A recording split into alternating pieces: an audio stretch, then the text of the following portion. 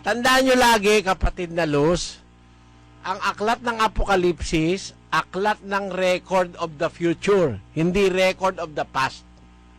Tama? Tama po.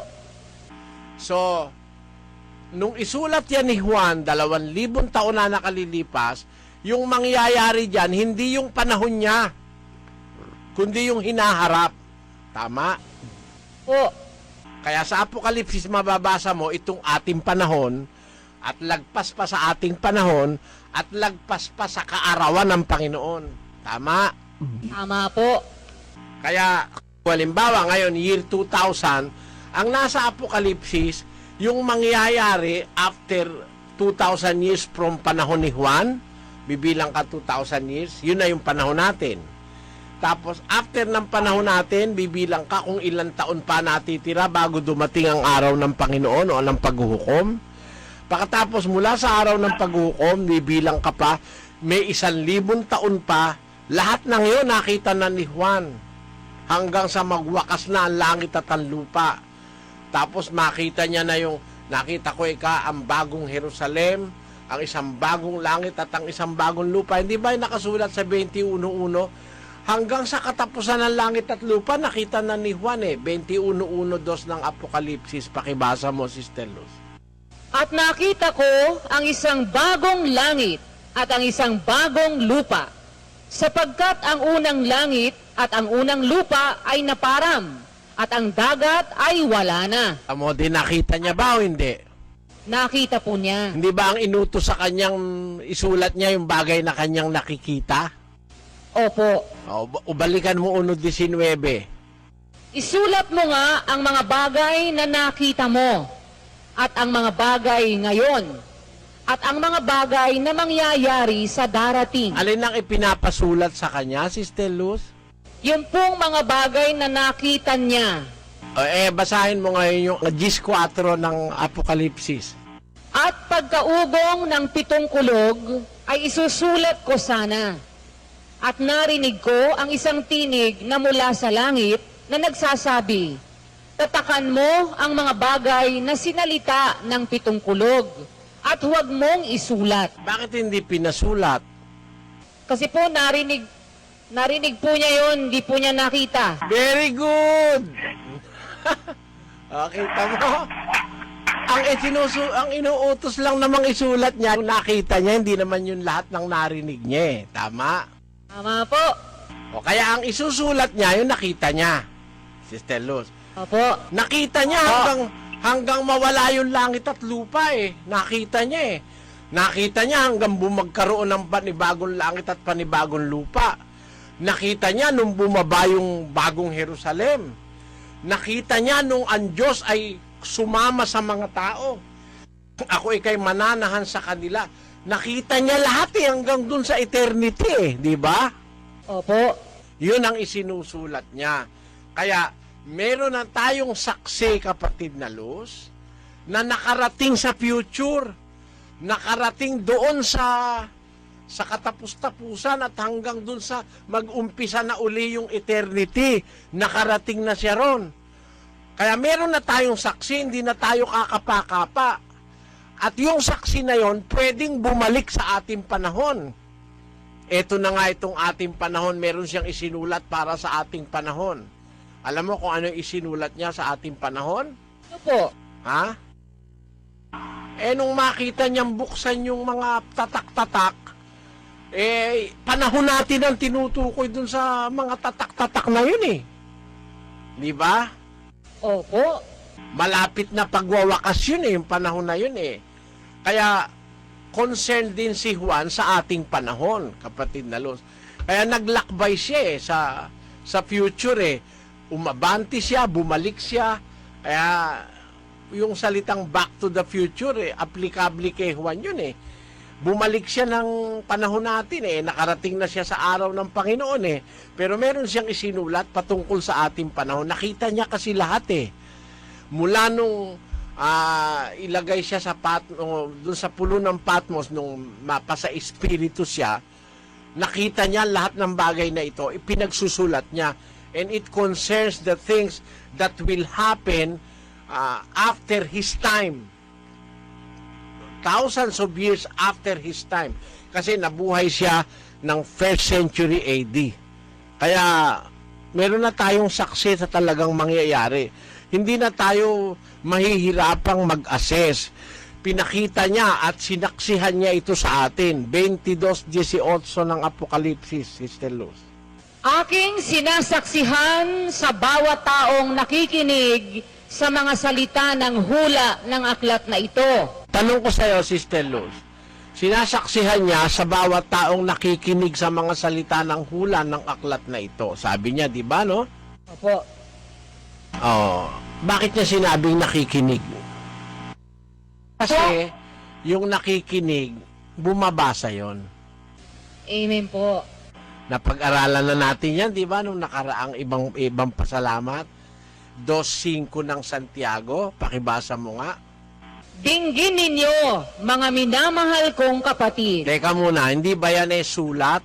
Sulat po. Ba't ang sabi, dinggin ninyo? Yung pagbasa, pagdinig yon, tama? Opo. O, balikan mo ngayon yung Apokalipsis. Aking sinasaksihan sa bawat taong nakikinig. O, Sa mga salita ng aking sinasaksihan sa bawat taong nakikinig. O, duktungan mo. Bumabasa. Sa mga salita. O, ulitin mo ngayon.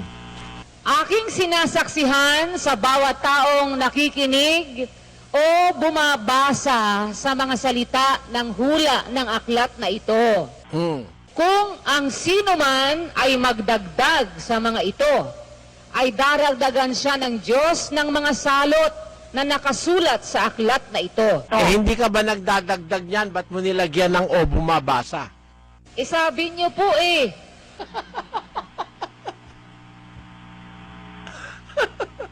Ikaw pala, ipapasa mo sa akin yung kasalanan mo di ba, no? di po ba yun na nga yung Ito nakikinig? yun. Yung salitang aking sinasaksihan sa bawat tao nakikinig sa mga salita ng hula ng aklat na ito. Ang pagbasa kasi is a form ng pakikinig. Halimbawa, yung mga bumabasa ng Biblia na braille, di ba? Yung mga bulag, saka yung mga bingi. Paano sila makakapakinig? Binabasa nila sa daliri nila yung braille Bible O hindi ba nakikinig sila noon, Sister Luz? Tama po. Hindi naman pwede makinig yung bingi dahil hindi makakapakinig yun Pero nababasa niya. Yung pagbasa niya, yun ang kanyang pakikinig. Tama? Tama po. Yung pagbasa ng bulag, yung braille. Meron kasi bulag na pipi pa. At ano pa, hindi pa nakakarinig. Bingi pa. Bumabasa sila by braille. Di ba? Meron naman pipi, nakikinig. Sa pamamagitan naman ng senyas dyan. Paano ngayon makikinig yung nakatingin dyan? So, yung pakikinig nila, tantamount sa panunood nila, di ba? Amen po. Yun naman bumabasa ng braille, nakikinig sa pamamagitan ng daliri niya dun sa sinasabi ng tinig ng salita na nasa Biblia. Ang sabi ni Juan, sinasaksihan ko sa taong nakikinig ng mga salita ng aklat na ito. Kung ang sino man magdagdag, dadagdagan siya ng Diyos ng mga salot na nakasulat sa aklat na ito. Ang tinutukoy yung aklat ng Apokalipsis, di ba? Opo. Tuloy mo, Sister Luz.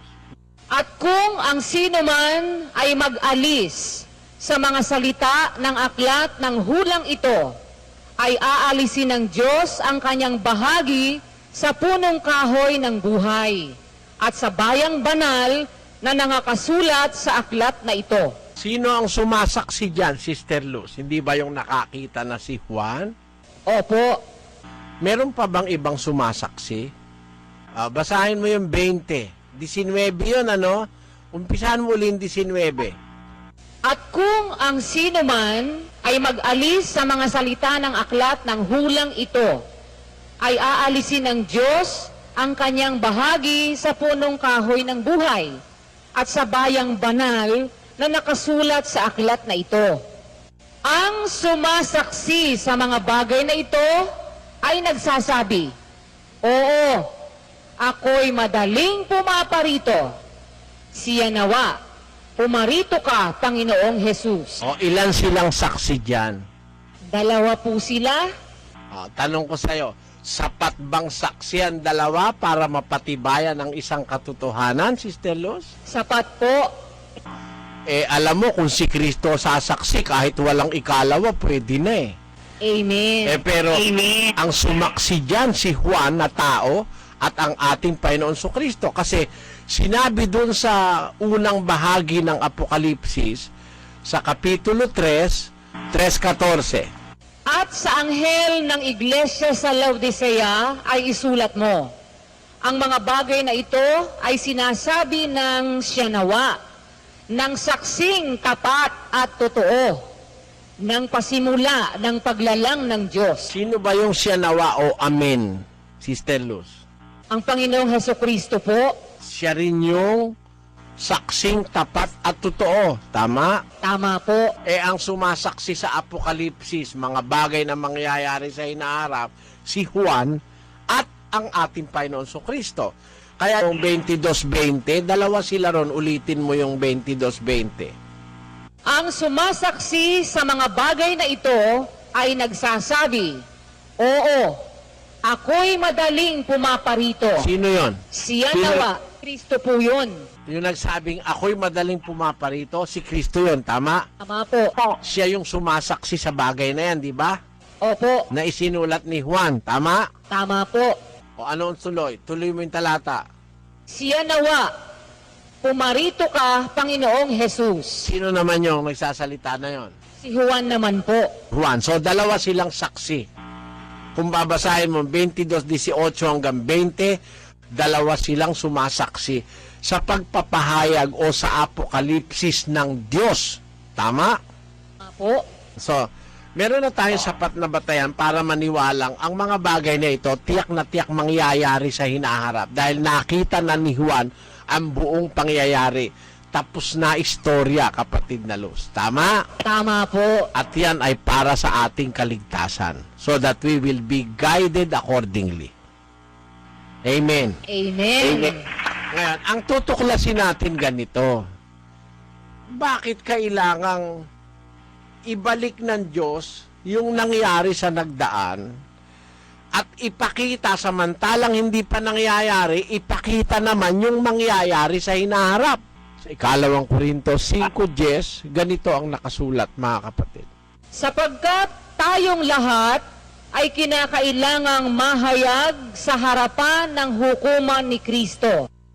Ang sabi ni Pablo, tayong lahat kinakailangang mahayag.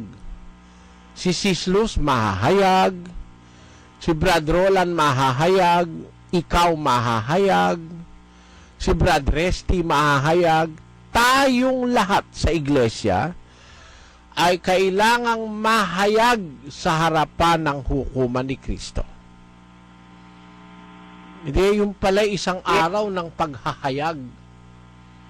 Isang araw pala yun ng unfolding of the things that were kept secret. Diba? Tuloy mo ang basa, kapatid na Luz.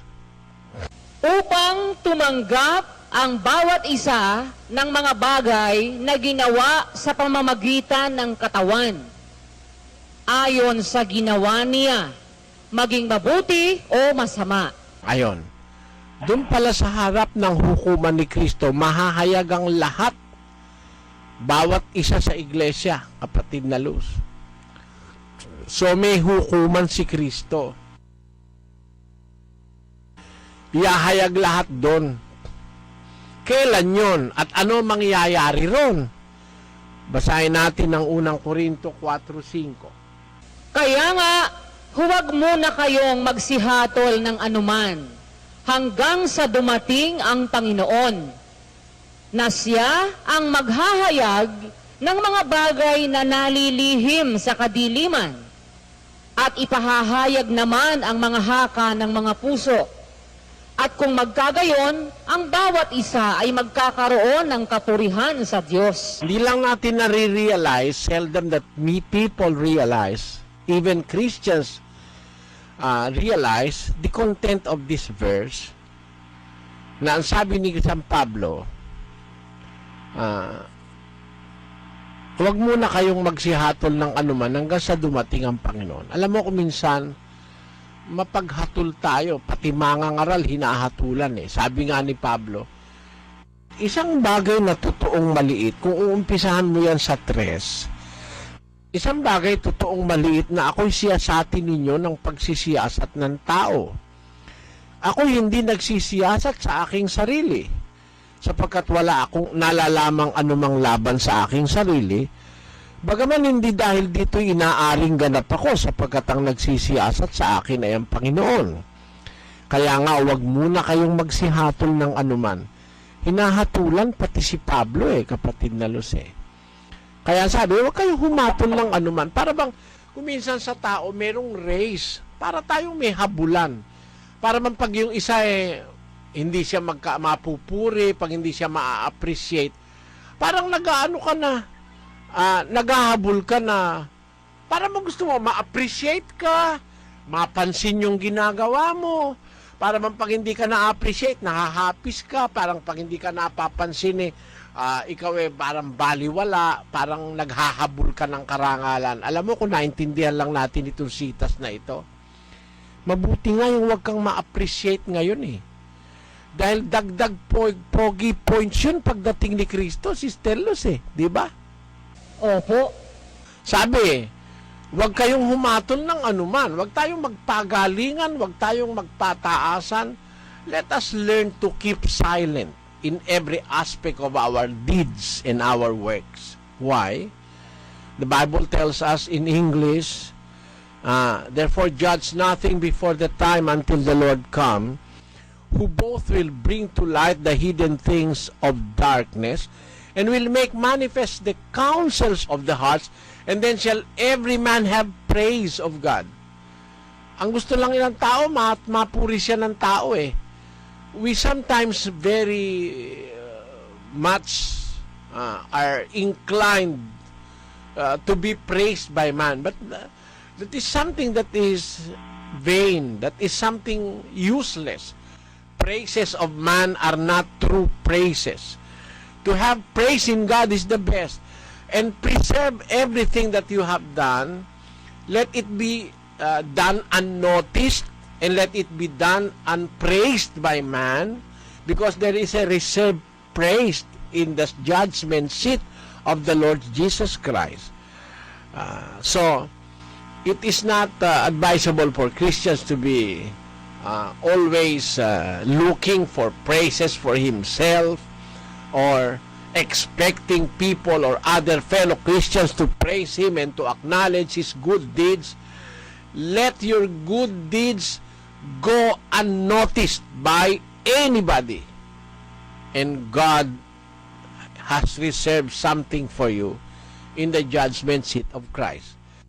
Tandaan nyo mga kapatid, kung hindi ka napansin, hindi na-appreciate yung ginawa mo, hindi na bigyan ng tamang pagpapahalaga yung ginawa mo ng tao, abay may Diyos na nagre-record nito At ang record ng Diyos, perfect, kapatid na Luz. Yung naire-record ng yung nakukuha lang ng camera Pero yung hindi nakukuha ng camera, hindi naire-record yun But it is still part of the truth. Kung ang Diyos mag-preserve ng katotohanan, buong-buo yun Nakatago man, nakapreserve sa Diyos. Hayag man, nakapreserve sa Diyos. Kaya sabi ni Pablo, muna tayong humatol ng anuman hanggang sa dumating ang Panginoon, na siya ang maghahayag ng mga bagay na nalilihim sa kadiliman, at ipahayag niya naman ang mga haka ng mga puso. Kung magkagayon ng bawat isa, kita mo yan, ay magkakaroon ng kapurihan sa Diyos. Meron akong mga kasama, pag pinuna mo, walang tigil ang pangangatwiran, walang tigil. Meron naman akong kasama, natutuwa ako, pintasan mo na, pagalitan mo, hindi na lang kikibo. So kung meron man siyang katwiran, hindi ko na alam yon. Pero maganda yon. Alam mo kapatid na Luz kung bakit? Si Kristo maghahayag nun pagdating ng araw ng paghuhukom, hindi ba? Di ba gano'n? Amen. Kaya yung sinasabing, Yung sinasabing mahahayag sa araw ni Kristo, sa hukuman ni Kristo, kailangang mahayag tayong lahat. Aba, paano mahahayag yung kung walang record of the past, Sister Luz?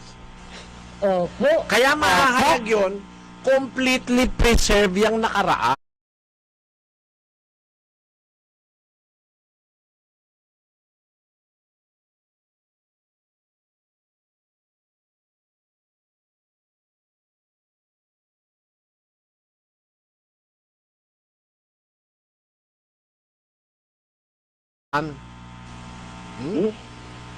Tama po. Malalaman mo kung dumalo sa pasalamat yung kapatid. O tandaan mo ngayon, ay ang nasa monitor, may nakadilaw, may nakapink, Sister Luz. Yan, babalik sa alaala mo yan pag ipinakita ng Diyos sa araw ng paghuhukom. Amen. Nakapreserve yung past eh. Yung nakaraan na sasabihin sa'yo, bakit ka tumigil sa pagkakatipon? Natisod po ako kay Roland eh. Sabi nung taga Mindanao. Ano kinatisod mo? Kasi po ganito. Ganun ba? Kailan nangyari yan? Nangyari yan Abril 2001. Eto. Pakita mo. Pakikita sa'yo. Hindi naman pala si Roland lang may kasalanan. Ikaw pala may kasalanan. Papakita sa'yo yung nangyari. Kaya nakapreserve yung nakaraan eh. Hinahanap ng Diyos ang nakaraan na. Amen? Amen. Bakit? Para kumpleto yung judgment niya. Di ba ganon, Sister Luz? Para walang makasumbat sa kanya. Eto yan. Halimbawa, sinabi mo, may tutol ka. Bakit naman po ako hindi isasali? Nanghula po kami sa iyong pangalan. Nagpalayas pa kami ng demonyo. At gumawa kami ng mga milagro. Sabi ng mga pastor, kung magkagayon, tututol ko sa kanila. Hindi ko kayo kilala. Manggagawa ng katampalasanan. Ito pinagagawa mo. Tingnan mo nga. Biro mo, yung abulian ng miyembro, pinansabong mo. Ito. Nandun ka sa sabungan nun. Ngayon, itapon ka sa impyerno, may reklamo ka, Sister Luz? Wala, may ebidensya po sa kanya eh. Ipakikita sa iyo ng Diyos yung mga bagay na pati yung itinago mo sa diliman, papakita sa iyo. Yan ang hirap sa hindi maliligtas Sister Luz Alam mo kung bakit? Bakit po? Lahat ng detalya ng katarantaduhan mo bibigay sa ipapakita sa iyo ng Diyos. Pero kung maliligtas ka, yung mga nagawa mong kasamaan, tatakpan na yon ng dugo ni Kristo. Hindi na makikita yon.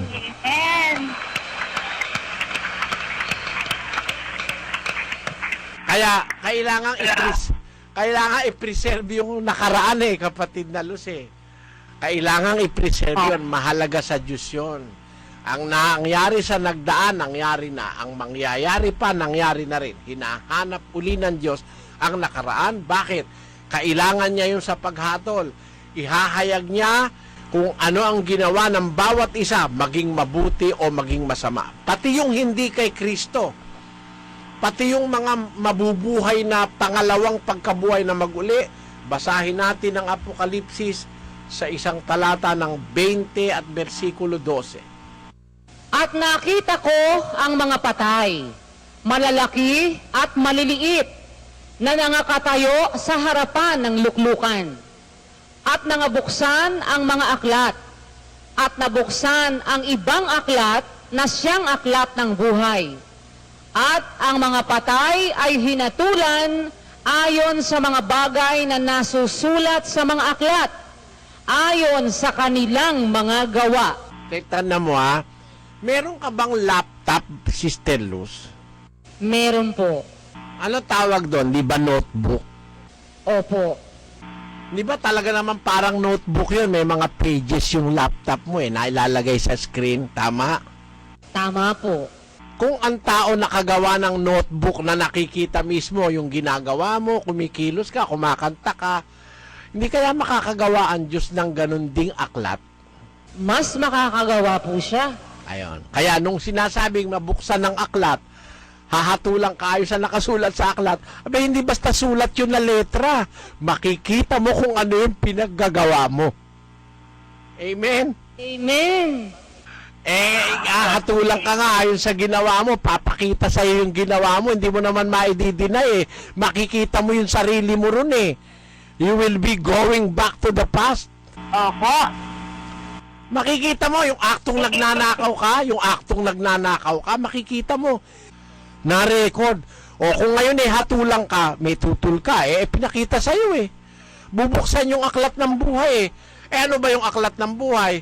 Di ba yun aklat ng nangyari habang buhay ka? Di merong video yun. Amen. Opo. Ala pa naman na yung bubuksan yung aklat puro salita. Yan nga ang laptop mo, hindi nga puro salita nakikita mo dyan eh. Kung yung laptop mo nakapag-record ng video, yung pa kayang aklat ng Diyos ang hindi makapag-record nun. Sige, tanong ko sa'yo. Sagot ka. Tama po talaga? Pati sound naka-record doon. Pati nga yung kaluskos nung nung nagnanakaw ka pwedeng i-record ng Diyos yun eh. Makakatanggi ka ba ngayon pag hinatulang ka niya? O eto ginawa mo, pakita ko sa'yo. Ayon sa iyong gawa, hahatulang ka ayon sa gawa mo Di pakikita sa'yo habang ginagawa mo yon. Amen. Kaya napakaswerte nung magiging kay Kristo Yung nagawa mong palpak kakalimutan na ng Diyos yun Burado na yun sa istorya Sana naunawaan nyo mga kapatid, ang time machine ng Diyos. Yan ang